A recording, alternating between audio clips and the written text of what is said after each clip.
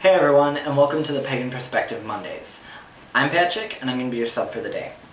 So this week's topic was about interviewing someone, whether it's interviewing someone on the phone or over Skype, or just having a guest on your video. We get to see so many amazing witches and pagans every single day, but we rarely get to see new faces and people who are just as much involved in the craft as us, but not on YouTube. So this is Alyx. Hello. And for those of you who don't know, I have been practicing with Alyx for about 9 years. So I know all of these questions that she's about to answer, but I thought that it would be fun to do them online for you guys.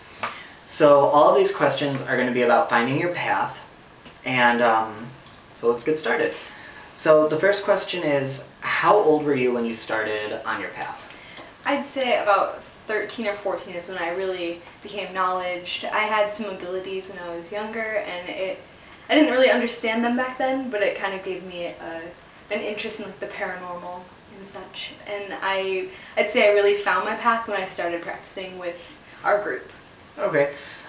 Just so you guys know, our group, when she says our group, it's me and Alyx who have been practicing, like I said, and our friend Leanna and my sister Becky. So we all started around the same time reading and getting involved in the craft. So you said that you were involved or gotten interested in the paranormal side.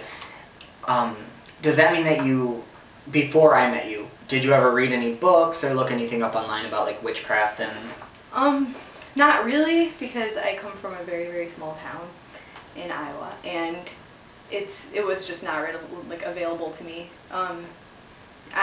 There's no books in the library. We didn't really have a bookstore. It was really small, you know. Yeah. So generally, yeah. So you started. I'd say I had like a computer at home, but it was very monitored, and it probably sparked some weird conversations with my family. Conversations. Okay, so number 2. How did you find your path? I'd say I found it when we started practicing. I had a general idea of things, but I didn't really become knowledged until we had all started practicing together and learning. And when I found that, you know, these abilities that I had could be furthered, and you got more involved. Yes. That's really interesting, because I feel like even though we all generally started around the same time, I feel like we all found our own personal paths or different like abilities at different times in our lives. Mm-hmm. So it all depends on when we grew or how fast we grew and developed in the craft. So do you have any special gifts or talents that are tied to your craft? I'd say I'm very intuitive. One of my talents are tarot cards. I never really had to be taught how to use them. I can read people really well, so I kind of just use the cards as a gateway to learn more about what they're asking without them having to tell me what they're asking, or learn more about them as a person, just in general. So you use the cards as a gateway, so instead of reading the word for word of what the book says, you're more looking at the cards and saying, okay, I'm getting this feeling from this card. Yes, like, okay. The pictures in the cards kind of tell you a general thing, and then... Depending on the person. Yes, and then you just kind of, it keeps going. Like, once the little thing happened, like, you find something, and then it just keeps going and going and going, like, yeah, it's like a string unraveling. Yes. You just keep finding out more and more, and it keeps opening up. Yes. Okay. Is there anything else? I've always had prophetic dreams. Okay. So for those who don't know, what is that? What does that mean? I would always have dreams, and then the next day something along those lines would happen, or a person that was in that dream, I would have a very important occurrence with that person, or a place, something important would happen at the place, and stuff like that. Did you, like, I know this is a little bit off, but have you seen spirits or communicated with spirits in your dreams? Yeah. Okay, cool. Sorry, just so everyone knows. How has your path developed over the years? I'd say my path grew with me. I used to not be able to really control my abilities. They would just happen on a whim, and I didn't really know what to make of them. But as I practiced more and learned more, I knew that I could, use them to without being confused. Like, once I knew that I wasn't alone in what I was feeling and what I was doing, then it made it a lot easier to focus on what I was doing. So you've really grown with your abilities. Yes. Now, where has your craft gone? So, like, from when you started, where have you ended? Do you still do the same stuff, or have you kind of merged into something else? I still do some of the same stuff when we're all together, but my own personal path has gone from like spells and rituals and things like that to more of an earth magic with stones and herbs, and I use cards, like I said before. I feel like a lot of the times when we start, from where we start out, we grow and we change, we go through different times in our lives, and a lot of the times we end up at a more metaphysical ending, Mm-hmm. We start off with spells, rituals, this and that, and then we go into more of the crystals, the herbalism, because it opens so many doorways, so we can learn and grow. Is there any other family members that you know of that practice, whether it's like right now or in the past? Well, my mother used to tell me stories about when she was little, and she would have experiences with spirits, and she had also had prophetic dreams, but she chose to not further her path, and she doesn't really like to talk about it a lot. I think it kind of weirds her out a little. Sorry to interrupt right now, but we had one time that we were young. I think we were like, this was when we first started, 14, and we put those protection charms in. Yeah, mirrors with the ribbons. We put protection charms in her windows, and her mom saw them, and she was like, "I know what you're doing. I know what you're practicing." She was like, "I've done that before," and she wasn't very happy. No, she was like freaked out. So she knew what we were. So she had known what we had done. And I think it mostly just scares her. Yeah. That's all. I don't think she disagrees with it. I think it just scares her. Well, yeah, definitely. Sorry to interrupt, but okay. anyways. And then my cousin Jordan, who I met Pat from, actually, I just recently found out that he does a lot of stone work and card work, which is funny because it's what I do, and neither of us had really known that about each other until recently. So I thought that was kind of interesting. I think it's interesting to see that family members, even if I know that not everyone has other family members who practice, or have never done it before, but when there is other people in your family that practice, I've noticed that they generally are along the same things or the same interests, because they resonate the same. Yes. And I know that you two are close, so. Yeah, and we went through a lot of the same experiences and, things, and we were really close when we were younger, and then we kind of drifted, but we still had that similar closeness with what we were doing, and we didn't even realize it, so I thought that was pretty neat. I also know through past life studies that my spirit has always been involved in metaphysical studies.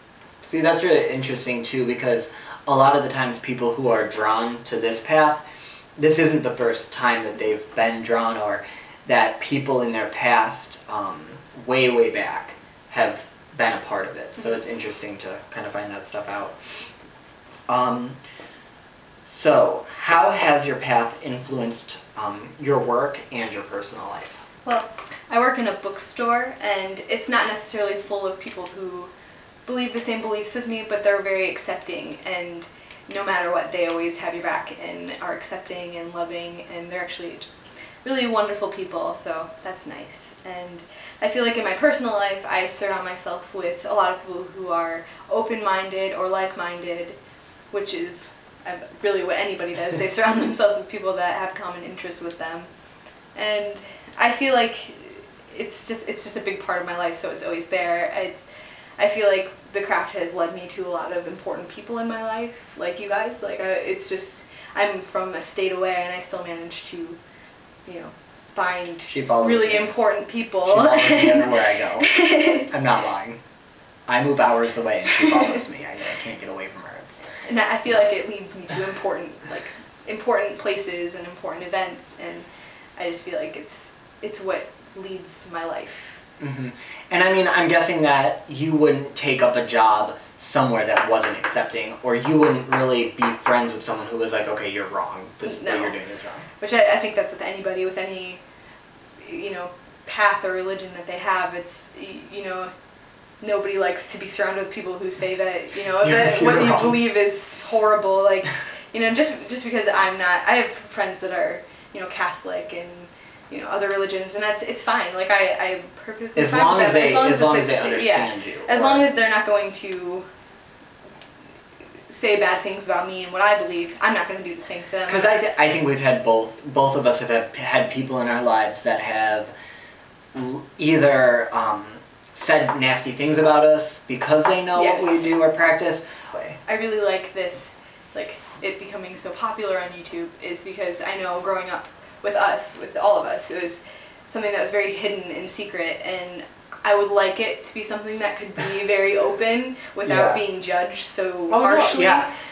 I think it's changed from years because, you would used to go into the bookstore and the pagan or witchcraft section would be in the back corner, the dark corner, and now you go into the bookstore, especially the one that you work at, it's like you go into the store and it's like right there, out in the open. People are, you don't have to hide your face to and go. Nobody, you'll see people that look in, the Christian and religious Bible section will just go along and look in the New Age section. And just to see what's out there, so it's interesting. So the last question I had for you before we went off is something that I think is interesting on YouTube that I'm always seeing, is how do you see black and white magic in your craft? Because I know you said that you're more nature-based and everything, so how do you generalize darker shadow magic and light magic? I've always been interested in gray magic because I feel like that's how everyday life is. That's how the world is. There's no such thing as purely evil and purely good. Do you believe that there are things out there that are purely evil, or that there's energy that is evil energy? Yeah, I believe that. And in the craft, I feel like there is no human being that is purely evil or purely good. But I think that there's lines that can be crossed when it comes to black magic. Or shadow magic, or when you, because you're not on YouTube, so you don't see all the videos.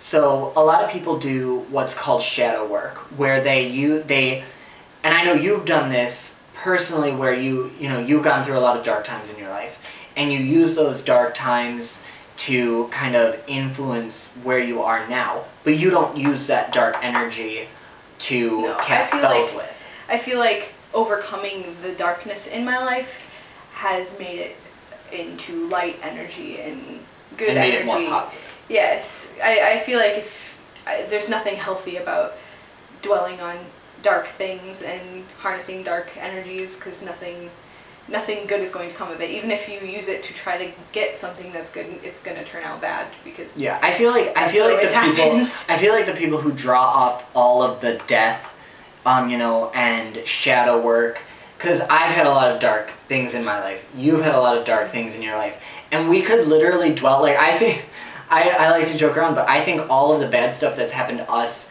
just in our childhood, in our past, and in every day, we've had a lot of bad stuff happen to us.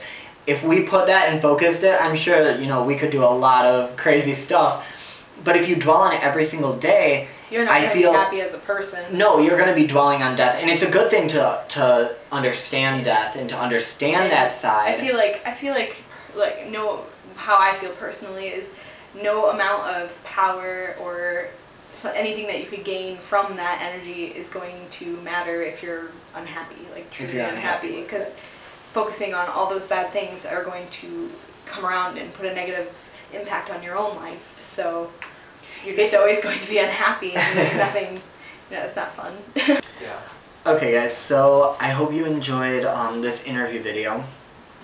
I just thought it would be really fun to bring someone in who, again, is not on YouTube and is not a part of the YouTube community, to share some of her views and her thoughts on stuff that we already know about through our channels. So if you guys like the video, I'm going to leave a link to my channel and my website. So if you want to see more of me, who doesn't want to see more of me, right? And Alyx is not on YouTube. Or anything. But, you can always come see her on my channel if you want to. So, love and light to everyone, and I will talk to you guys later. Bye.